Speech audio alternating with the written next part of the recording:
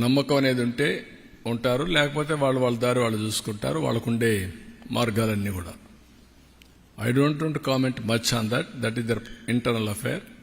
చంద్రబాబు నాయుడు అంత dirtiest politician ఈ దేశంలో ఎవరు లేడు. డెఫినెట్గా చెప్తున్నాను ఇది మాట. ఏం మాట్లాడతారండి? నీ ఇష్టమా నువ్వు మాట్లాడే సొల్లు పురాణం? 4 ఏళ్ళు మోడీ సంఖ నాకుతావు, మోడీ సంఖలో కూర్చుంటావు, మోడీ ఒళ్ళో. అప్పుడు అందరం మేము నువ్వు చెప్తే మోడీకి డబ్బా కొట్టాలి మేము.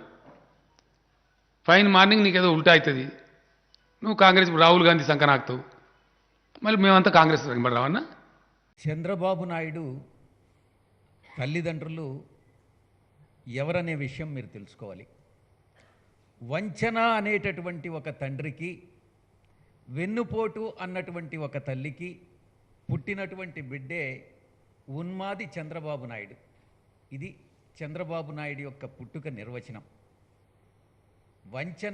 వీడు వచ్చినప్పటి నుంచి దేవుళ్ళ మీద ఒట్టు తిన్నందుకు దేవుని గుళ్ళు కొడుతుంటాడు కూడా పట్టించుకొని ప్రబుద్ధుడు ఈరోజు ఒక ముఖ్యమంత్రి. దేవుని గుళ్ళే చూసారు కదా, 2 ఏళ్లలో ఎన్ని గుళ్ళు కొడుతున్నారు. ఎంత ఎంఐఎం చేతిలో దొత్తు అయిపోయింది. చంద్రబాబు దొత్తు, ఆంధ్ర దొత్తు. ఇవన్నీ పనులు ఏం పని లేదు. 420 హామీలు పొందబెట్టిండు, 6 గ్యారెంటీలు పొందబెట్టిండు. ఇస్తానే ఇవ్వకుండా తప్పించుకొని లక్షల కోట్ల అప్పులు చేసి దావూస్కి వెళ్ళిపోయాడు.